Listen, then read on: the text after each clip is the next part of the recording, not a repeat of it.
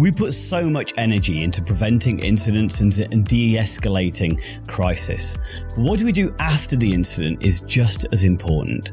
And most settings either skip it or turn it into another punishment. Restorative conversations done badly are just fancy telling off. Done well, they're where the real learning and healing happens. Hello, I'm Andy Baker and I'm the host of the Able to Care podcast. In this episode, we're going to look at what happens once the dust has settled after the restraint, after the meltdown, after the shouting match. We can apply this whether you're in schools trying to use restorative practice in a care service where incidents are recorded and forgotten, or a parent who wants to repair rather than resent their children. This episode will give you a simple framework for debriefing that protects dignity and builds trust.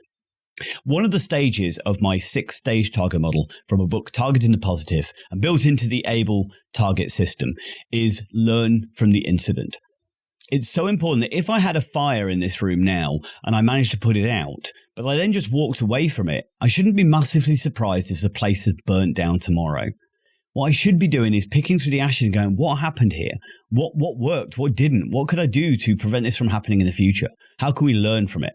And this is a key point that's so often skipped over or missed in various environments, which doesn't allow growth and improvement. Now, sometimes that debrief doesn't happen because of time constraints, but if we recognize it as absolutely vital, if we understand how important it is, we should be making it a priority rather than a secondary kind of idea. The other reason that people often don't debrief is sometimes it seems to trigger shame responses from the person we're supporting. Sometimes we don't see any point because they don't learn anyway. Or sometimes it's because the staff are a little bit self-conscious about whether they did things right or not. But we need to really make this learning from the incident stage and why reflection matters for both the individual and for us absolutely fundamental to what we do. It needs to be ingrained into the culture. And rather than necessarily doing formal debriefs sometimes, we can do more informal strategies and conversations. But if we don't learn from incidences, we're just recording history. If I'm writing it down but not reflecting on it, then brilliant, I've got a diary rather than a learning experience. If we do learn, we can change the future for everyone in that particular setting. So, common mistakes that are made in post-incident conversations. 1, dragging a person through every detail while they're still dysregulating. I want you to think of a situation where you've had an argument, and maybe you walked away from that argument thinking they were bang out of order there and I was in the right. But when you actually calm down and reflected on it, you recognize that maybe you did make some mistakes. Maybe there's things that you could have done differently. Maybe you did react in ways that wasn't appropriate. But in that moment, everything's black and white. You're right, they're wrong, and there is no reflection. So timing is fundamental when we're doing a debrief. Also, a common mistake that people make is they're looking to make it about blame. They're looking for a confession. They're looking to own up because we think that's the way that people learn, that you must admit that you are bad or did bad and therefore. But that's not how it works most effectively. All that does is trigger people either into re-escalation, or it triggers a result of the person shame shielding and then blaming everybody else because they can't take that level of shame or guilt that they feel in that moment. Also, it shouldn't be used solely as our opportunity to issue a consequence. Let you tell me what you've done, and then I'm going to then instigate the punishment, sanction, isolation, detention, whatever it is in that moment. That's not the function of a debrief. Debrief is about learning. It's not about punishment and consequence.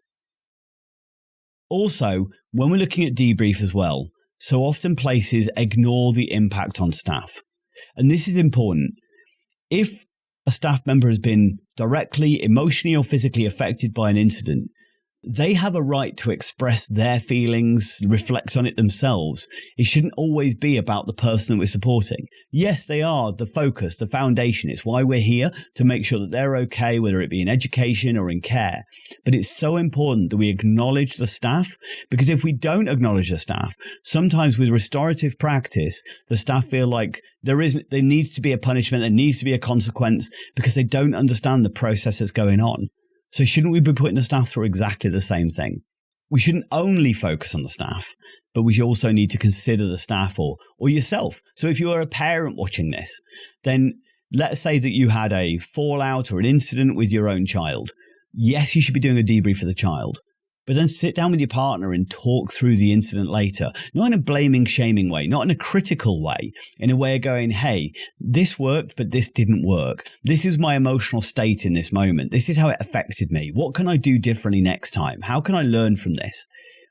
Is the whole process of being better tomorrow than you are today. It doesn't mean that you aren't enough. It means that there's still always room for improvement.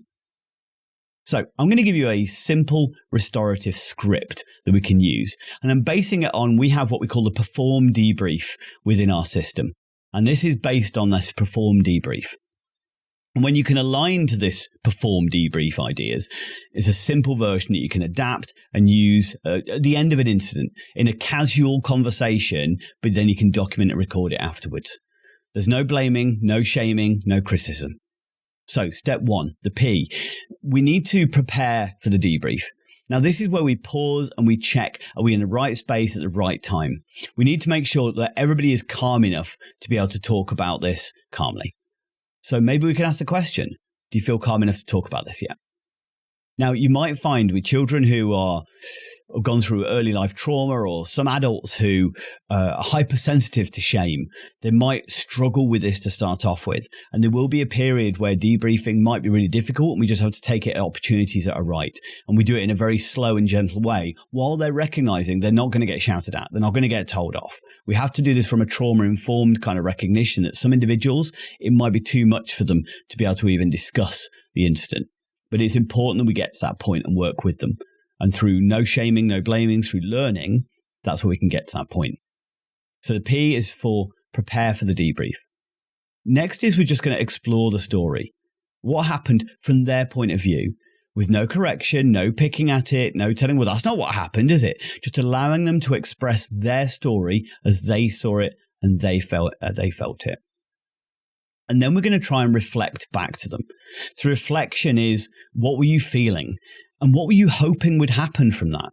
What was your aim? When you behaved that way, what was your ideal outcome in that situation?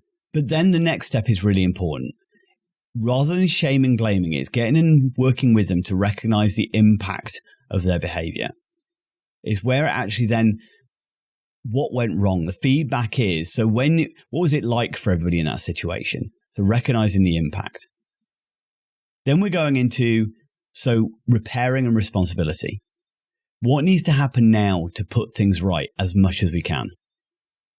Repair and responsibility is no blaming, no shaming, but, and this is where I want to draw attention. Getting somebody to just say sorry is worthless. It's just words. We want to kind of focus on how can they then make things right, put things, what are the natural consequences that they're deciding to, if they've hurt somebody, how could they make that person feel good again?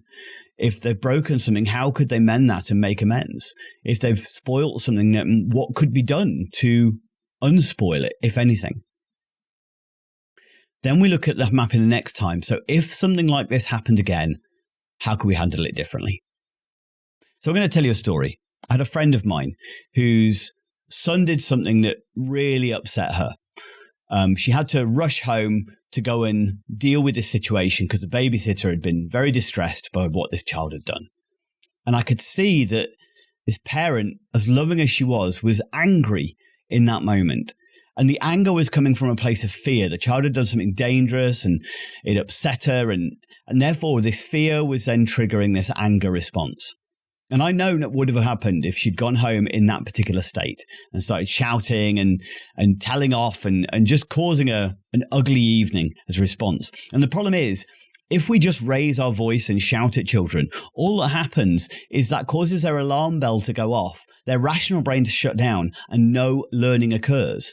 They're not learning from that. And I want really people to understand this. When we raise our voice, when we shout at, learning doesn't occur as in improving the outcomes, learning to be a better person. It may condition the person to fear the consequences. It doesn't condition the person to be a better person. I would say I'd much rather a child used good manners, not because they're scared not to, but because they recognize the social adaptations and benefits of being nice to other people. If you just think of it that way, it makes so much sense. But sometimes the quick and easy, the simple way is just, well, we just use authority and power and consequence and to control them. But then what happens? What do they do later in life when they have the power? They use it in the same way. So what can we do differently is, before she left to go home and do her child, I just told her to ask these questions. Ask him what happened from his point of view. Ask him how he was feeling at the time. Ask him what he was hoping would happen. And by going through those questions, she went home, she had a conversation with him. They explored what had upset him. They explored what he did, why it might have been dangerous and how it impacted. But also then what could do differently next time. Now, when I saw her the next day, I asked her the question, how did it go? And she said it was actually really good. And I said, what would have usually happened? If you'd gone home in the state you were in and behaved as you usually would, what would happen? Well, we would have ended up in shouting match. He would have gone up to his room. I would have then felt incredible mum guilt for the rest of the evening because I disconnected from him and felt bad for losing my temper. I know he came from upset and I was angry at him, and it would have spoiled the evening. Okay, well, how was it better? Well, we just ended up chatting for quite a while and hugging. Now, out of those two, I can't guarantee which of those is more likely to improve outcomes and change the behavior in the future. I know which one I think, but which one's nicer for both parties? So even if we can't tell the difference between which of the outcomes more appropriate, because we don't know, although I do, evidence shows that one of them does work better. But it's the positive impact from that, the building of connection as a result of that. Do you think that's going to build somebody's self-esteem, help them to feel safer, help them to better regulate and manage their emotions? Because I do. So prepare for the debrief, explore the story, reflect on feelings and needs, recognize the impact of the behavior, repair and responsibility. What can we do differently? How can we make it better? And then what can we do map for next time? What can we do differently next time? So, if the only thing you take from an incident is a form and a bruise, you're wasting pain that could have been used for learning. Let's just record that bit again. If the only thing we take from an incident is a form and a bruise, we've wasted pain that could have become learning. Restorative doesn't mean no boundaries. It means boundaries with humanity. There's so many people who struggle with this concept. They think either you are boundaried or you are empathic and have humility. They are absolutely can be in the same thing. They can be in the same sentence. It's okay to be upset, but it's not okay to do that. It's absolutely fine. Debriefing is not about repunishing, shaming, blaming. It's actually about reconnecting and rehearsing for future events. When people feel heard, they become more able to hear you. That's the real magic of restorative practice. Have you ever encountered an adult or child's behavior that has felt difficult, overwhelming, or challenging? Have you sometimes felt at a loss of what to do, or know that you didn't handle it quite right? People are complex and unpredictable, and their behavior can be like the weather. We've all made the mistake of looking out the window and feeling safe to wear shorts, but 5 minutes later wishing for an umbrella. What if, like a weatherman, you understood how humidity, temperature and pressure all come together to cause the weather, allowing you to better prepare, predict and respond, and prevent ever having a picnic ruined by a thunderstorm ever again? My book, called Targeting the Positive with Behaviours that Challenge, helps you to become the weatherman of behaviour. It provides you with a toolkit to increase competency, confidence, resilience and empathy, so you feel more assured about how to respond to distressed or dysregulated behaviours in others, including those affected by trauma, mental health, neurodiversity, learning disabilities or dementia. Build better connections, achieve de-escalation and improve outcomes for yourself and those you engage with my celebrated 6-stage target model, a step-by-step process to reduce distress for everyone. Discover my empowering, person-centered guide in Targeting the Positive, written by me, Andy Baker, Available from online bookstores worldwide. Find a link in the description and order today.